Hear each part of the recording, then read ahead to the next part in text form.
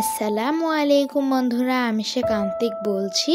আমার আজকের নতুন ভিডিওটি দেখার জন্য তোমাদের সবাইকে স্বাগতম জানাই। তো তোমরা সবাই কেমন আছো? আশা করছি খুব ভালো আছো এবং সুস্থ আছো। আলহামদুলিল্লাহ, আল্লাহর অশেষ রহমতে আমিও খুব ভালো আছি এবং সুস্থ আছি। তো বন্ধুরা, প্রতিদিনের মতো আজকেও সকাল থেকে ভিডিওটি স্টার্ট করলাম। আর দেখো, মা কিন্তু একটা হেলদি চাপড়ি ভেজে নিচ্ছে। তো প্রথমে কিন্তু মা এখানে এই ব্যাটারটা তৈরি করতে পেঁয়াজ, কাঁচামরিচ, হলুদ, লবণ, তারপরে একটু ধনিয়া পাতা সুন্দর করে ডিমের সাথে মিক্স করে নিয়েছে। আর তারপরে কিন্তু মা দিয়ে দিয়েছে ওটস। আর এখন কিন্তু এই তো চাপড়ি হিসেবে মা ভেজে নিচ্ছে। আর এই ওটসের চাপড়ি তো আমার অনেক ভালো লাগে। মা কিন্তু এর আগেও তৈরি করেছিল ওটসের বড়া। আর এবার কিন্তু ওটসের চাপড়ি করেছে। আমার তো ওটসের চাপড়ি অনেক ভালো লাগে। আর এই তো দেখো, মা কিন্তু খেয়ে নিচ্ছে আর আমিও খাচ্ছি। আজকে মায়ের সাথে আমি একসাথেই খাচ্ছি। আর আচার দিয়ে খেয়ে নিচ্ছিলাম, খুবই টেস্টি লাগছিল। আর এই চাপড়িটা যে এতই টেস্টি যে শুধুই খেতে অনেক ভালো লাগছিল। আর এটা খুবই নরম ছিল, আমার তো খুবই ভালো লেগেছে খেতে। তবে আচার দিয়ে অনেক বেশি ভালো লাগছিল। আলহামদুলিল্লাহ, অনেক তৃপ্তি করে খেয়েছি। আর খাওয়া দাওয়া শেষ করে কিন্তু আমি পড়াশোনা করে নিয়েছিলাম। আর আমার তো সামনে অঙ্ক পরীক্ষা, এই জন্য আমি শুধু অঙ্ক করছিলাম।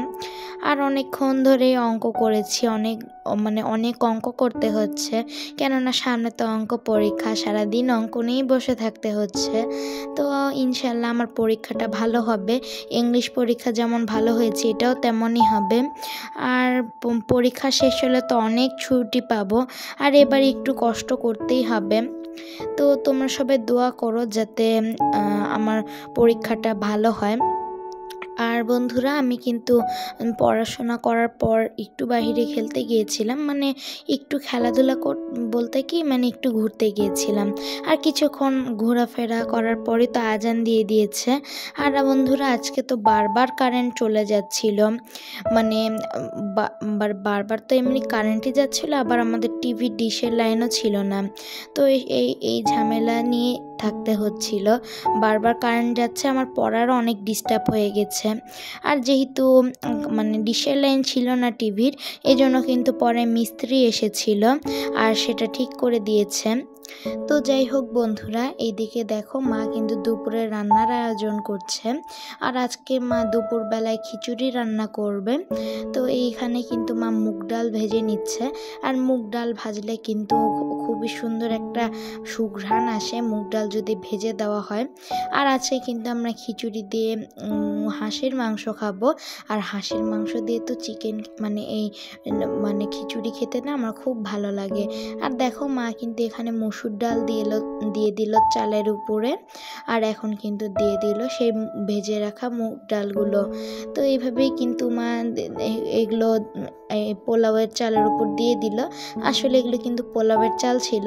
আর পোলাওয়ের চাল হওয়ার কারণে কিন্তু খেতে আরও ভালো লাগছিল। আর এখন কিন্তু মা হাত দিয়ে একটু নেড়ে চেড়ে মিক্স করে নিল। আর এদিকে দেখো, মা কিন্তু ইলিশ মাছ ভেজে নিচ্ছে। আসলে আমরা কিন্তু ইলিশ মাছ ভাজা দিয়েও খাবো এটা। আবার মা ইলিশ মাছ দিয়ে কিন্তু আরেকটা তরকারিও রান্না করবে। তো সেদিনের কিছুটা মাংস ফ্রিজে ছিল, হাঁসের মাংস, সেটাই কিন্তু মা আজকে বের করে গরম করে নিবে। আর এই তো দেখো, এখানে কিন্তু মার একদম লাল লাল করে ভাজা হয়ে যাচ্ছে প্রায় মাছগুলো, ইলিশ মাছগুলো। আর এই যে দেখো বন্ধুরা, এখানে কিন্তু মা ফুলকপির ডাঁটা এবং আলু দিয়ে শুটকির একটা চচ্চড়ি করে নিচ্ছে। আসলে ফুলকপির ডাঁটা তো আমরা সবসময় ফেলেই দিই, তবে যদি এইভাবে রান্না করা হয় তাহলে আমাদের অনেক উপকার হবে এবং খুবই মজা হবে আর খুবই সাশ্রয় হবে। তো তোমরা এটা অবশ্যই ট্রাই করে দেখতে পারো। তাহলে আসলে যেহেতু ফুলকপির দাম তো এখন অনেক বেশি, তো এই জন্য কিন্তু তোমরা এই ডাঁটা দিয়ে যদি তোমরা এভাবে রান্না করতে পারো তাহলে ফেলে দিয়ে কী লাভ, তাই না বন্ধুরা? তো তোমরা অবশ্যই ট্রাই করতে পারো। আর দেখো এখানে কিন্তু মা সিম আলু এবং ফুলকপি একসাথে মশলার মধ্যে কষিয়ে নিচ্ছে, কেননা মা এখানে ইলিশ মাছের একটা তরকারি রান্না করবে। আর এখন কিন্তু মা এখানে কিছু পরিমাণে পানি দিয়ে দিল, আর এখন আবারও একটু নেড়ে চেড়ে নেবে। আর জানো বন্ধুরা, ফুলকপির ডাঁটা দিয়ে মা যে শুটকিটা রান্না করেছে ওটা তো অনেক বেশি টেস্টি ছিল, খুব ভালো লেগেছে। আর এই ইলিশ মাছ দিয়ে এই তরকারিটাও কিন্তু আমার খুবই ভালো লেগেছিল আলহামদুলিল্লাহ। তবে এগুলো কিন্তু মা রাতের জন্য রান্না করেছিল। আর এই তো দেখো মায়ের কিন্তু প্রায় কষানো হয়ে গেছে, আর আবারও কিন্তু মা একটু পানি দিয়ে দিল যাতে মশলাটা না পুড়ে যায়। আর এখন কিন্তু মা আবারও একটু নেড়ে চেড়ে নিবে। আর মাছগুলো কিন্তু এদিকে ভাজা হয়ে গেছে, মা মাছগুলো তুলে নিয়েছে।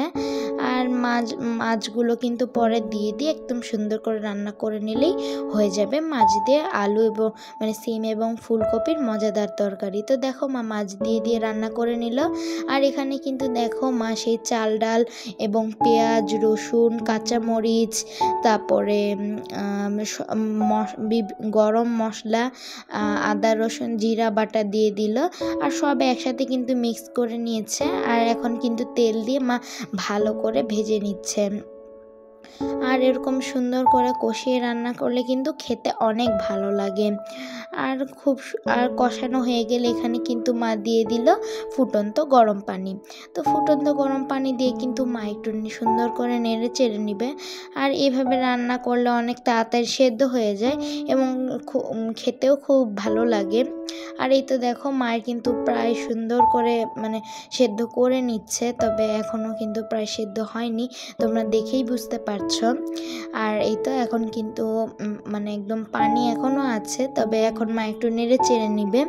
আর এখন একটু দমে রেখে দিলেই হয়ে যাবে মজাদার আমার প্রিয় খিচুড়ি।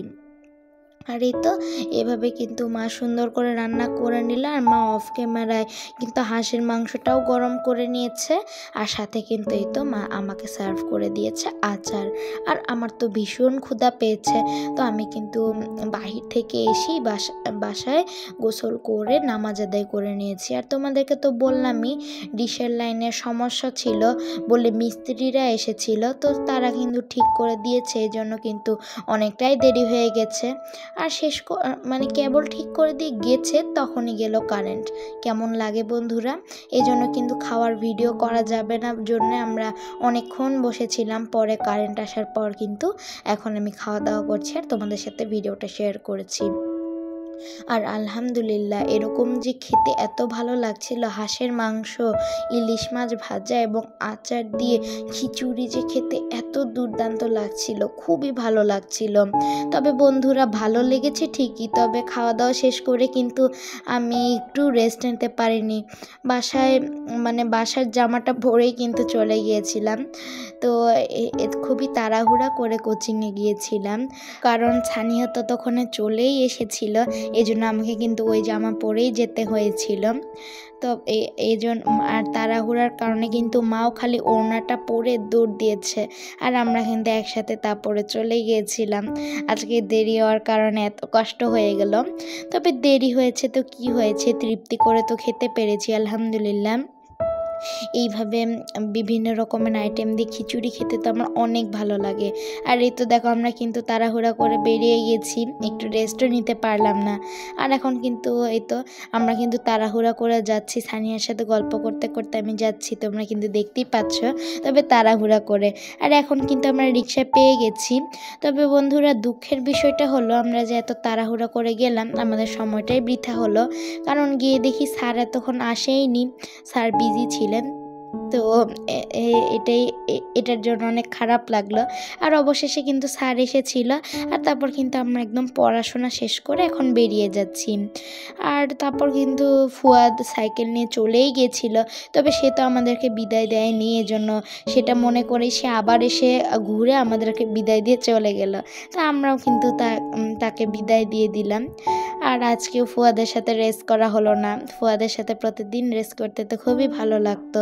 আর দেখো এখন কিন্তু আমরা রিকশায় করে বাসায় চলে যাচ্ছি। তো বন্ধুরা ভিডিওটি ভালো লাগলে অবশ্যই লাইক করে দিও, এবং আমার চ্যানেলে নতুন ভিজিট করে থাকলে অবশ্যই সাবস্ক্রাইব করে পাশের বেল আইকনটি প্রেস করে দিও। তো বন্ধুরা আল্লাহ হাফেজ।